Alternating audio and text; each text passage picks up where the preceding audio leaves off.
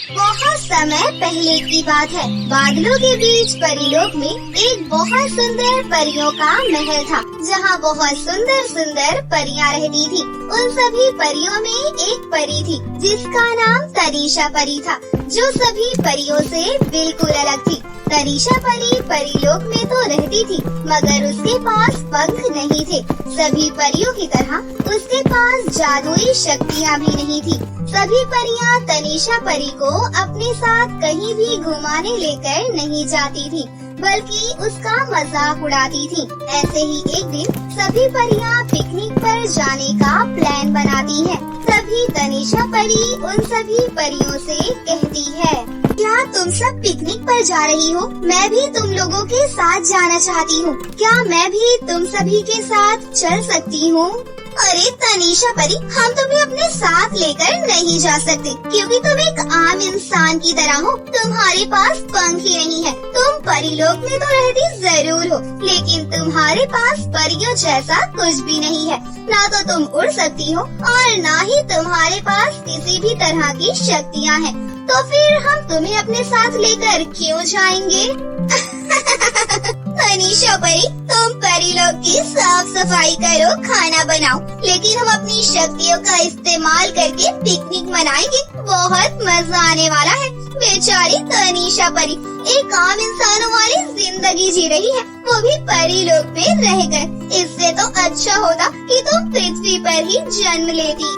तनीषा परी, तुम्हें तो पता ही नहीं होगा कि आसमान में उड़ने का मजा कैसा होता है। कभी तुमने उड़ने का अनुभव नहीं किया ना? बेचारी तनीषा परी, अगर तुम कहो तो मैं पृथ्वी पर छोड़कर तुम्हें आ सकती हूँ। वहाँ जाकर अपने जैसे लोगों के साथ रहना, खेलना, काम करना, तुम्हें बहुत मजा आएगा। तुम सभी तो मेरा हमेशा इसी तरह से मजाक उड़ाती रहती हो। मेरे पास तुम्हारी तरह शक्तियाँ नहीं है, तो इसमें मैं क्या कर सकती हूँ? लेकिन मैं हूँ तो तुम्हारी तरह एक परी ही। मेरा भी दिल करता है कि मैं तुम्हारी तरह आसमान के नज़ारे देखूं, अपनी शक्तियों का इस्तेमाल करके खाना बनाऊं, नए नए कपड़े पहनूं। मगर मुझे तो सभी काम खुद करने पड़ते हैं। लेकिन तुम सभी मेरे दर्द को नहीं समझोगी। किसी के दर्द को समझने के लिए दिल होना चाहिए, जो सिर्फ रानी परी के पास है। पर तुम्हारे पास तो पत्थर है, वो मेरे दुख को अच्छी तरह समझती है।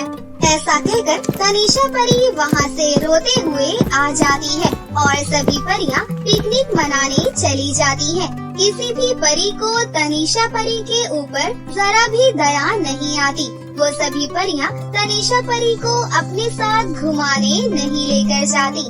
फिर तनीषा परी रोते हुए रानी परी के पास जाती है और उनसे कहती है, रानी परी, आज आपको मुझे सच बताना ही होगा।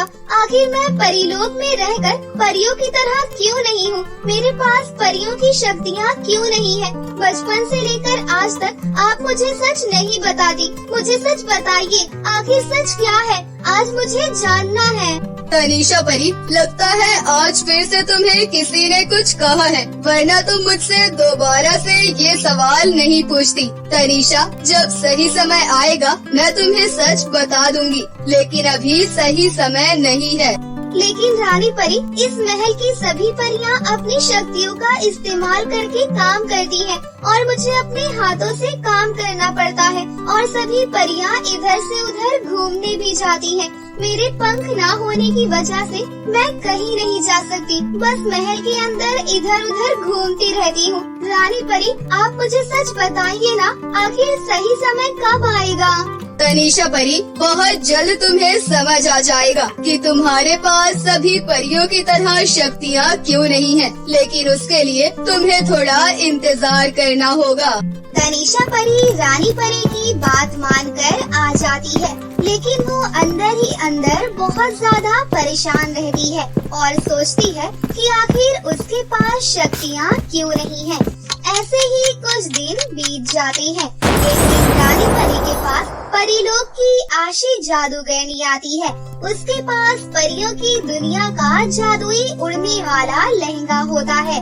वो रानी परी से कहती है, रानी परी, आपने जैसा कहा था मैंने बिल्कुल वैसा ही जादुई उड़ने वाला लहंगा बना दिया। अब इसे पहनकर कोई भी कहीं भी जा सकता है।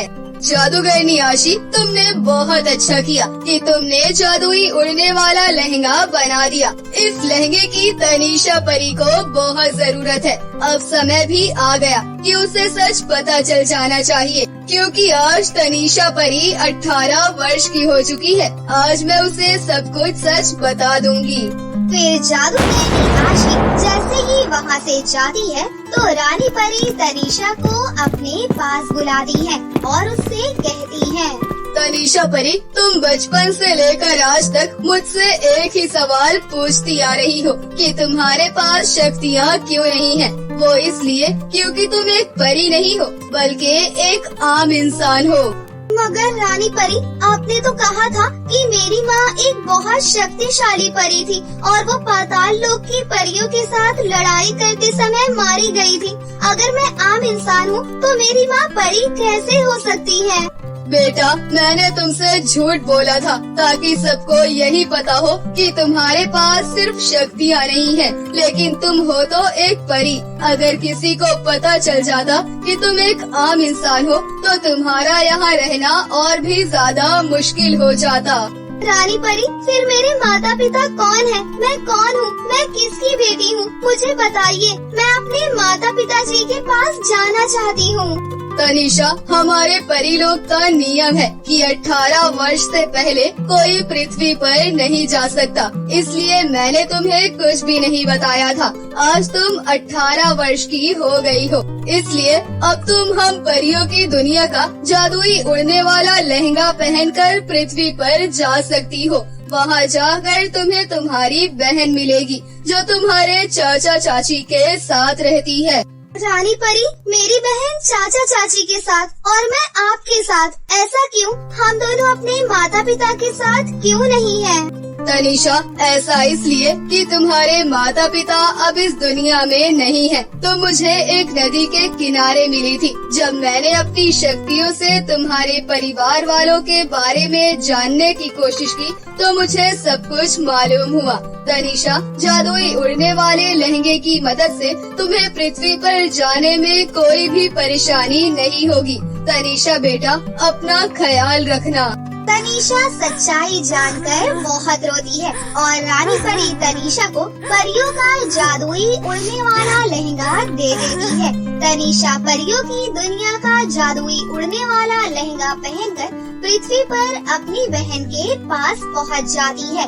वहां जाने के बाद तनीषा देखती है कि उसकी बहन अनुषा घर के गार्डन में बैठकर बहुत रो रही थी। तभी तनीषा उसके पास जाती है और उससे कहती है, अनुषा, तुम रो क्यों रही हो? क्या चाचा चाची तुम्हें अच्छी तरह से नहीं रखते?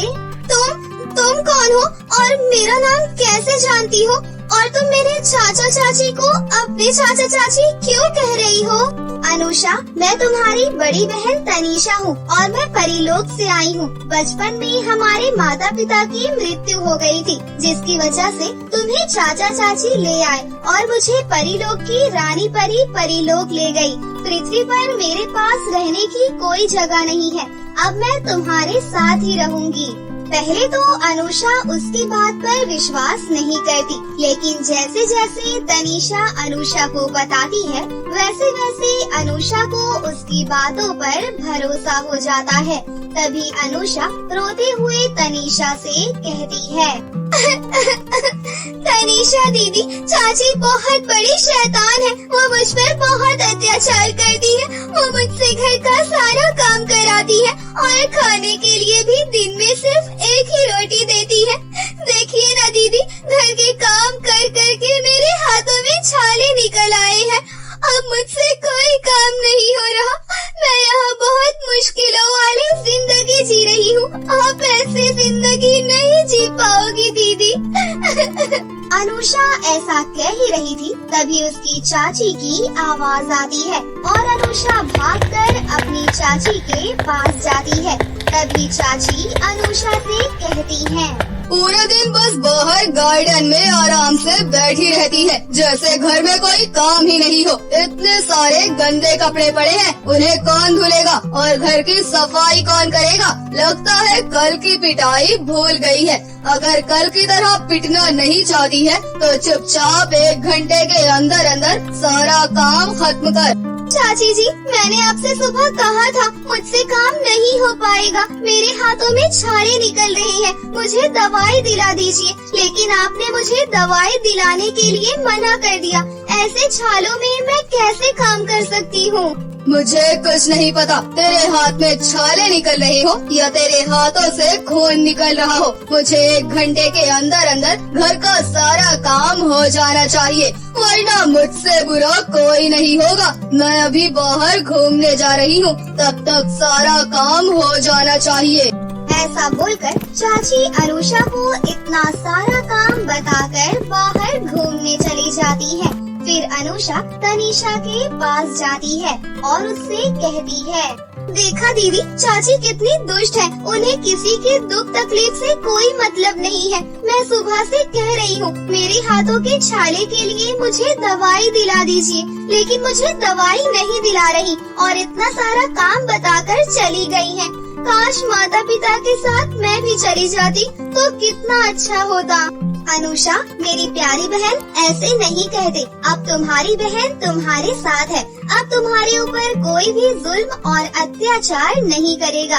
तुम्हारे हाथ के छाले भी ठीक हो जाएंगे और 1 घंटे से पहले पहले तुम काम भी खत्म कर लोगी, क्योंकि मेरे पास परियों की दुनिया का जादुई उड़ने वाला लहंगा है और ये जादुई लहंगा तुम पहन लो। इसे पहनते ही तुम्हारे छाले भी ठीक हो जाएंगे और सभी काम खुद हो जाएंगे। अनुषा ऐसा ही करती है जैसा तनीषा उससे करने के लिए कहती है। तनीषा अनुषा के कपड़े पहन लेती है और अनुषा को परियों की दुनिया का जादुई उड़ने वाला लहंगा दे देती है। जैसे ही अनुषा उस जादुई लहंगे को पहनती है तो उसके हाथों से छाले ठीक हो जाते हैं और उसके कहते ही सभी काम भी हो जाते हैं। फिर तनीषा अपनी चाची से छुपकर अनुषा के साथ रहने लगी थी। कुछ दिन ऐसे ही बीत जाते हैं। जादुई उड़ने वाले लहंगे की मदद से अनुषा की जिंदगी पहले से बेहतर हो गई। ऐसे ही समय बीत रहा था और एक दिन अनुषा के चाचा अनुषा की शादी एक अच्छे से घराने में पक्की कर देते हैं। तभी चाची आग बबूला होकर अपने पति से कहती है, सुनिए, मैंने आपसे पहले ही मना किया था कि इस मनहूस के इतने बड़े घराने में शादी करने की कोई जरूरत नहीं है। अब देखो कितना सारा दहेज देना पड़ेगा। अरे भाग्यवान, शांत हो जाओ, मैंने सब तैयारी कर ली है और मैं अनुषा की शादी बहुत धूमधाम से करूँगा। तुमने बचपन से लेकर अब तक बेचारी के ऊपर जुल्म और अत्याचार के सिवा कुछ नहीं किया। अब मैं तुम्हारी एक नहीं सुनूंगा। चाची गुस्से में लाल होकर वहाँ से चली जाती है। सभी के दिन ऐसे ही गुजर रहे थे। देखते ही देखते वो दिन आ ही जाता है जिस दिन अनुषा की शादी होती है। तनीषा अनुषा को बहुत अच्छे से तैयार करती है और जादुई उड़ने वाले लहंगे से अपनी बहन के लिए एक सुंदर सा गिफ्ट मांगती है और उसे अपनी बहन को दे देती है। फिर वो अनुषा से कहती है, अनुषा, तुम्हारी शादी हो रही है, मैं बहुत खुश हूँ। अब तुम अपने ससुराल में बहुत खुश रहना और मैं परीलोक वापस चली जाऊंगी और रानी परी के साथ ही रहूंगी। वही मेरी माँ है। वहाँ की परियां मुझे चाहे जितना भी भला बुरा कहें, मैं उनकी बात का बुरा नहीं मानूंगी। अनुषा, मैं जादुई उड़ने वाले लहंगे की मदद से तुमसे मिलने आती रहूंगी। तनीषा अनुषा की शादी को बहुत एंजॉय करती है और उसकी विदाई करके जादुई उड़ने वाले लहंगे की मदद से तनीषा दोबारा परीलोक वापस चली जाती है और रानी परी से कहती है कि वो उन्हें छोड़कर कभी नहीं जाएगी। उसे यहाँ जिस भी हाल में रहना पड़ेगा वो रहेगी, पर उन्हें छोड़कर कभी भी पृथ्वी पर नहीं जाएगी। और रानी परी भी तनीषा को खुशी खुशी अपना लेती है। अब तनीषा किसी भी परी की बातों का बुरा नहीं मानती थी, क्योंकि उसे पता चल गया था कि वो एक परी नहीं बल्कि एक आम इंसान है और तनीषा कभी कभी परियों की दुनिया का जादुई उड़ने वाले लहंगे की मदद से अपनी बहन अनुषा से मिलने पृथ्वी पर भी आया जाया करती थी। कैसी लगी आपको हमारी ये कहानी? अगर आपको हमारी कहानी अच्छी लगी हो तो इसे जरूर लाइक करें, साथ ही हमारे चैनल को सब्सक्राइब भी कर लें और बेल आइकन को दबाना ना भूलें। मिलते हैं अगली वीडियो में। धन्यवाद।